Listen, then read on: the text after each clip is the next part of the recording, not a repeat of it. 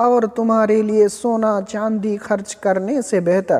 تم ان کی گردنیں کاٹو اور وہ تمہاری گردنیں کاٹے۔ صحابہ رضی اللہ عنہ نے عرض کیا، کیوں نہیں؟ السلام علیکم ورحمۃ اللہ وبرکاتہ۔ ناظرین، استقبال ہے ہمارے یوٹیوب چینل پڑھو افضل میں۔ بسم اللہ الرحمن الرحیم۔ ذکر کی فضیلت۔ وَاذْكُر رَّبَّكَ فِي نَفْسِكَ تَضَرُّعًا وَخِيفَةً وَدُونَ الْجَهْرِ مِنَ الْقَوْلِ بِالْغُدُوِّ وَالْآصَالِ وَلَا تَكُن مِّنَ الْغَافِلِينَ۔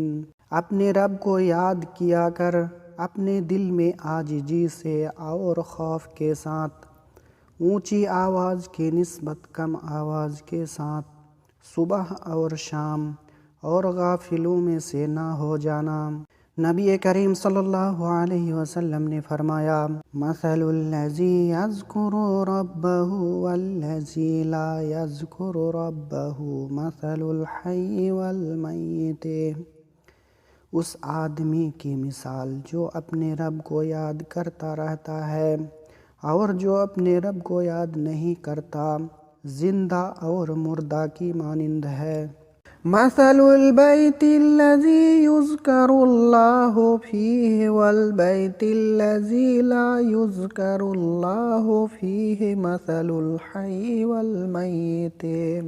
اس گھر کی مثال جس میں اللہ کا ذکر کیا جاتا ہو اور وہ گھر جس میں اللہ کا ذکر نہیں کیا جاتا، زندہ اور مردہ کی مانند ہے۔ اور آپ صلی اللہ علیہ وسلم کا ارشاد گرامی ہے، الا انبئکم بخیر اعمالکم وازکاها عند ملککم وارفعها فی درجاتکم وخیر لکم من انفاق الذهب والورق وخیر لکم من ان تلقوا عدوکم فتضربوا اعناقهم وَيَضْرِبُوا أَعْنَاقَكُمْ قَالُوا بَلَىٰ قَالَ ذِكْرُ اللَّهِ تَعَالَىٰ۔ کیا میں تمہیں ایسا عمل نہ بتاؤں جو تمہارے تمام اعمال سے بہتر اور تمہارے مالک کے ہاں پاکیزہ ترین ہے، اور تمہارے درجات میں سب سے بلند، اور تمہارے لیے سونا چاندی خرچ کرنے سے بہتر، اور تمہارے لیے اس سے بھی بہتر ہے کہ تم دشمن سے مٹبھیڑ مقابلہ کرو، تم ان کی گردنیں کاٹو اور وہ تمہاری گردنیں کاٹے۔